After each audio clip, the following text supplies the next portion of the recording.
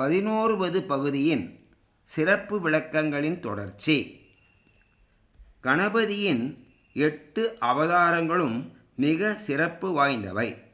முதலில் வக்ரதுண்ட. வக்ரதுண்ட கணபதியின் முதல் அவதாரமாகும். தேவர்கட்கெல்லாம் தலைவரான இந்திரனின் கவனமின்மையால் பிறந்தவன் மத்சர எனும் அரக்கனாவான். இவன் பயம் எள்ளளவும் இல்லாதவாறு அனைவரையும் வெற்றி கொள்ளும் வகையான ஆற்றல் பெற வேண்டி பல ஆண்டுகளாக சிவனை நோக்கி தவமிருந்தான்.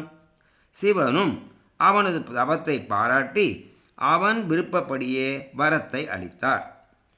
வரத்தை பெற்ற மத்சரனோ மக்களுக்கு மிகுந்த துன்பங்களை அளித்ததோடு இல்லாமல் எல்லோரிடமும் போரிட்டு 3 உலகத்தையும் தன் வசமாக்கி கொண்டான். தோல்விகளை தழுவிய அனைத்து தேவர்களும் சிவனிடம் தஞ்சம் புகுந்தனர். ஆயின் வரமளித்த சிவனால் ஒன்றும் செய்ய இயலவில்லை.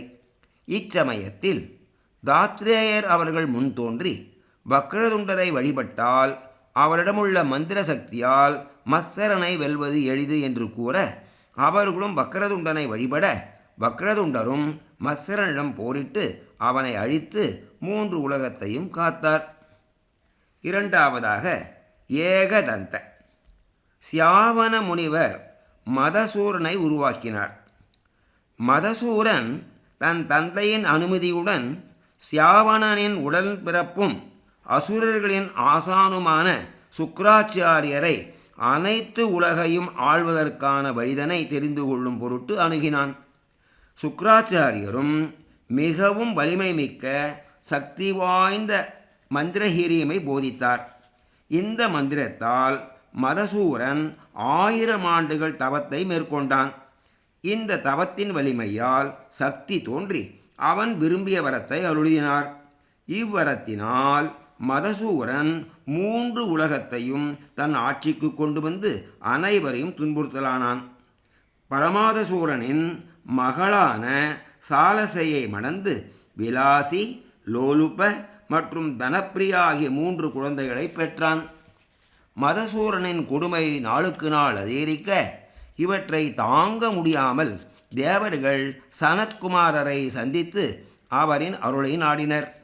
சனத்குமாரர் ஏகதந்தனை வணங்கி வெற்றி பெற உபாயம் கூறினார். தேவர்களும் ஏகதந்தனை வேண்டி வணங்கினர். ஏகதந்தனின் பிரம்மாண்ட உருவத்தை கண்ட உடனே மதசூரன் பயப்படலானான். மதசூரனை எளிதாக வென்று அனைத்து தேவர்களுக்கும் மகாரிஷிகளுக்கும் மகிழ்ச்சியை ஏற்படுத்தினார் ஏகதந்த கணபதி. மூன்றாவது அவதாரம் மகோதர. மோகசூரனை அழிப்பதற்காக கணபதி எடுத்த அவதாரம்தான் மகோதரா ஆகும். மோகசூரன் 3 உலகத்தில் உள்ள அனைவரும் தனக்கு அடிமையாக வேண்டி சூரிய தேவனை வணங்கி பல ஆண்டுகள் தவமிருந்தார். சூரிய தேவனும் மோகசூரனின் கடும் தவத்தை பாராட்டி அவன் விருப்பப்படியே வரமளித்தார். வரம் கிடைத்தது முதற்கொண்டு 3 உலகத்தையும் வென்றதோடு இல்லாமல் அனைவரையும் கொடுமைப்படுத்தலானான். தேவர்களும் முனிவர்களும் துன்பம் தாழாது சூரிய தேவனிடம் வேண்ட வரமளித்த தான் திரும்ப பெற இயலாத நிலையில் உள்ளேன் என்றார். நீங்கள் மகோதரரை வணங்குங்கள் என்றார். பரமாத்மனின் திவ்ய பக்தரான மகோதர அவதாரத்தில் மக்களுக்கு அருள் புரிந்து கொண்டிருக்கும் கணபதியின் அருள் கிடைக்க வேண்டிக் கொண்டிருந்தனர். ஸ்ரீ விஷ்ணுவும் தேவர்களும் ரிஷிகளும் படும் துயர் கண்டு மோகசூரனிடம், மோகா சூரா, நீ மகோதரரை வெல்வது கடினம். உன் எண்ணத்தை மறந்துவிடு. மகோதரரை உன் நண்பனாக ஏற்றுக்கொண்டு அவரின் புகழ்பாடி வேண்டி நின்றால் உன் அழிவிலிருந்து தப்பித்து உயிர் வாழ இயலும்.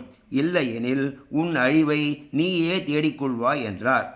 மோகசூரனும் மகோதரரை வெற்றி கொள்வது என்பது இயலாத காரியம் என்று எண்ணி தன் செயலை கைவிட்டு மகோதரரை தஞ்சமடைய அவரும் அவனை மன்னித்து மீண்டு வராத வகையில் பாதாள உலகிற்கு அனுப்பி அனைவரும் காத்து ரட்சித்தார். இதன் தொடர்ச்சியை 13வது பகுதியில் காணலாம். வாருங்கள் கற்போம்.